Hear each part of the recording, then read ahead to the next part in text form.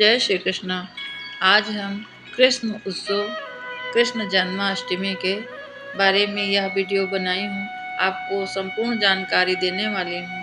आप लास्ट तक जरूर देखिए। एक रोचक कथा मैं आपको आज बता रही हूँ। भाद्रपद कृष्ण अष्टमी तिथि आधी रात को मथुरा में कारागार के बीच में वासुदेव की पत्नी देवकी के गर्भ से भगवान श्री कृष्ण ने जन्म लिया। श्री कृष्ण ने बुधवार को रोहिणी नक्षत्र में जन्म लिया था। अष्टमी तिथि को रात्रि काल अवतार लेने का मुख्य कारण उनका चंद्रवंशी होना बताया जाता है। श्री कृष्ण चंद्रवंशी, चंद्रदेव उनके पूर्वज हैं। बुध चंद्रमा के पुत्र हैं। इसी कारण चंद्रवंश में पुत्रवत जन्म लेने के लिए कृष्ण ने बुधवार के दिन चुना। भगवान कृष्ण ने माता देवकी के 8वें संतान के रूप में जन्म लिया। कृष्ण जी का जन्म मथुरा में मामा कंस के कारागृह में हुआ तथा माता देवकी राजा कंस की बहन थी। इसलिए भाद्रपद कृष्ण अष्टमी तिथि को भगवान श्री कृष्ण जी का जन्म उत्सव मनाया जाता है। आइए आगे की अब कथा और मैं आपको बताती हूँ। सत्ता का लालची कंस सत्ता के लिए अपने पिता उग्रसेन की राजगद्दी छीनकर उसने उनको जेल में बंदी बना दिया और स्वयं मथुरा का राजा अपने आप को घोषित कर दिया। कंस अपनी बहन देवकी से बहुत प्रेम करता था। उन्होंने अपनी बहन का विवाह तो कराया, लेकिन जब वह देवकी को विदा कर रहा था तभी आकाशवाणी हुई कि हे देवकी का 8वां पुत्र कंस तेरी मौत का कारण बनेगा।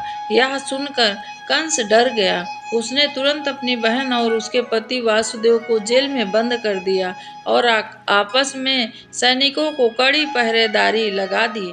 और कंस अपनी मौत के डर से देवकी और वासुदेव के एक एक करके 6 संतान को मार चुका था। 7वें पुत्र को भगवान की माया से रोहिणी के गर्भ में स्थापित कर दिया गया और वो 7वें पुत्र को मार दिया हूँ ऐसा सोचने लगा।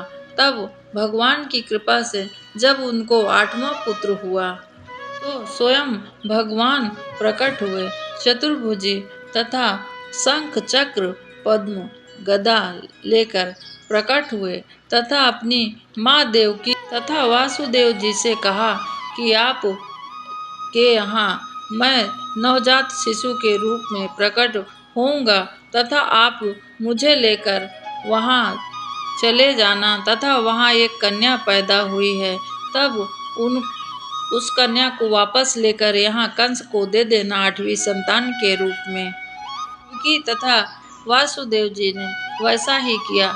एक सूप में छोटा बालक को लेकर वो गोकुल की ओर निकल पड़े। वासुदेव भगवान कृष्ण को लेकर नंद जी के यहाँ चले गए। मार्ग में यमुना जी बहुत बह रही थी और ऐसा लग रहा था कि कृष्ण भगवान सहित डूब जाएंगे। वासुदेव जो संसार को भवसागर से पार कर सकते हैं, वो कैसे डूब सकते हैं। नंद बाबा धीरे से निकल गए वहाँ से और गोकुल पहुँचे। वहाँ पर भगवान श्री कृष्ण को उनके यहाँ नंद जी के यहाँ सकुशल पहुँचाकर उनकी नवजात कन्या को लेकर वापस आ गए।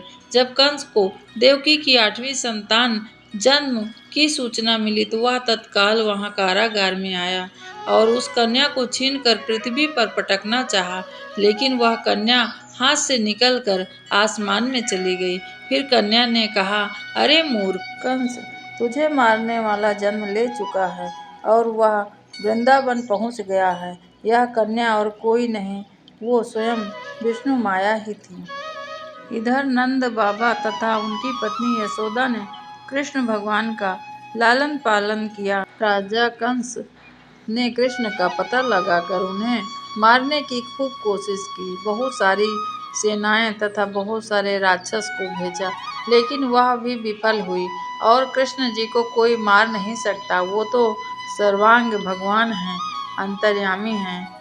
14 भुवन में भला कौन ऐसा होगा जो भगवान श्री कृष्ण को मार सकता है। यह तो सब प्रभु लीला है। तथा भगवान श्री कृष्ण ने स्वयं कंस का वध किया तथा राजा उग्रसेन को फिर से मथुरा की राजगद्दी सौंप दी। इस तरह भगवान श्री कृष्ण की जन्म की कथा पूरी हुई। भगवान श्री कृष्ण की यह कथा जो भी भक्ति मन से सुनता है तथा पढ़ता है अथवा दूसरों को सुनाता है, भगवान उसका सदा ही कल्याण करते हैं, इसमें संशय नहीं है। इस दिन नंद बाबा तथा यशोदा माता तथा कृष्ण भगवान सभी की पूजा करने से आशीर्वाद मिलता है, सुख समृद्धि की वृद्धि होती है।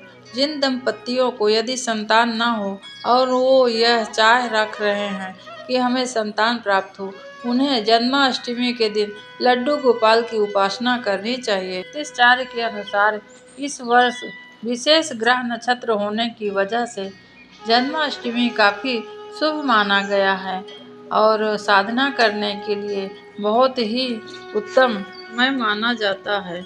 यह महत्वपूर्ण समय है भक्तों के लिए। वैसे तो हर रोज श्री कृष्ण के भक्त हमेशा ही शुभ होता है उनका। श्री कृष्ण के भक्तों के सारे दुख हमेशा भगवान श्री कृष्ण हरते ही रहते हैं।